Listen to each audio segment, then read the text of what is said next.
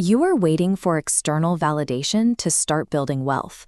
You tell yourself you need a better salary, a specific market shift, or a larger safety net before you are allowed to act.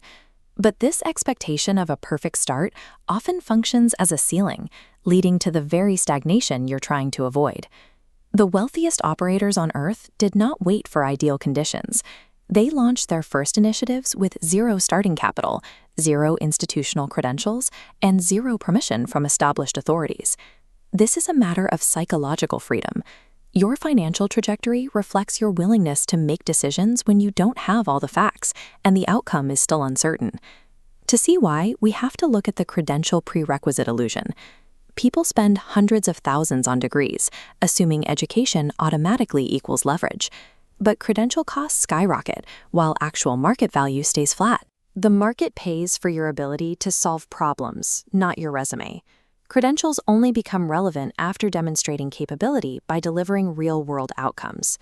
Then there is the capital prerequisite trap. You tell yourself you need $50,000 or $100,000 in the bank before wealth building becomes viable. That number is arbitrary. It serves as a self-imposed barrier that gives you a reason not to begin. This pairs with timing perfectionism. You wait for interest rates to drop or for the economy to stabilize. But the perfect moment never arrives because the future is never fully settled. The perfect setup is a fiction. Every successful operator you study started during imperfect conditions. The only viable path forward is to begin with the resources you control right now. To operate at scale, you have to reframe your relationship with failure. Most people avoid action to protect their ego from setbacks. But in a high-growth environment, failure is not a defeat. It is the primary way you acquire operational data. Look at this feedback loop. Each failed initiative provides structural insights that become assets preventing expensive mistakes.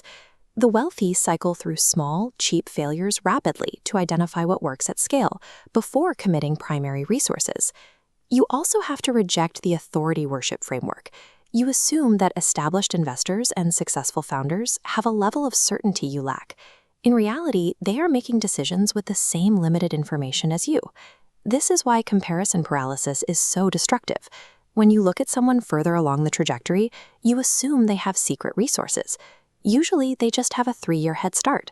They are benefiting from the compounding effect of starting earlier. It's also necessary to move past a scarcity mindset.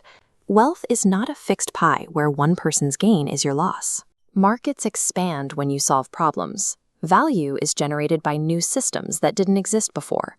Abandoning these crutches, fear, the need for authority, and the habit of comparison, is the first step toward creating value. You cannot build leverage if you are still looking for someone else to tell you it's okay to start. Once you move past psychological barriers, you need a strategy built for uncertainty. We call this asymmetric optionality. This scatterplot shows the mathematical logic. You launch several small ventures where the cost of failure is low.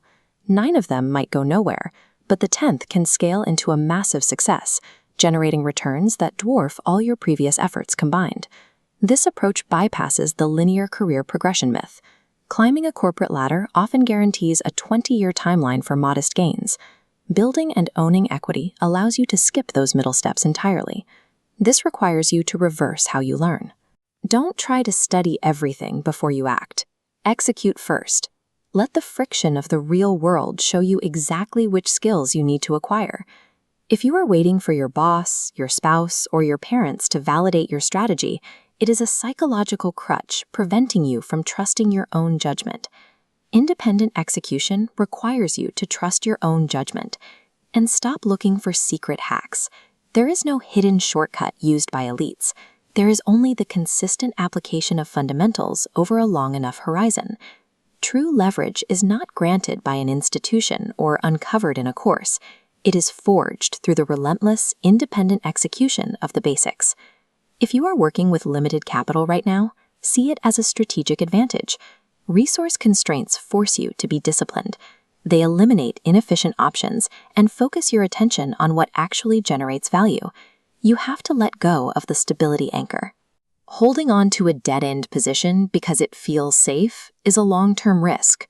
Real safety comes from growth, not from clinging to obsolete strategies. Consider the long-term cost. Years from now, you won't be thinking about the money you lost on a failed venture.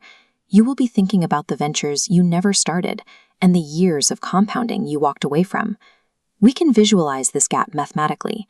There is the line of your actual net worth and the curve of what you could have built.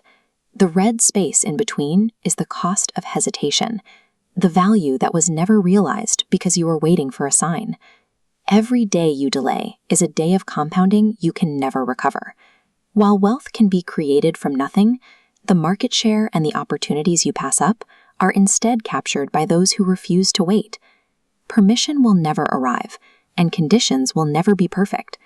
Subscribe to the community, commit to one venture in the comments below, and start building today. Your future self is counting on you to act while you still have the time.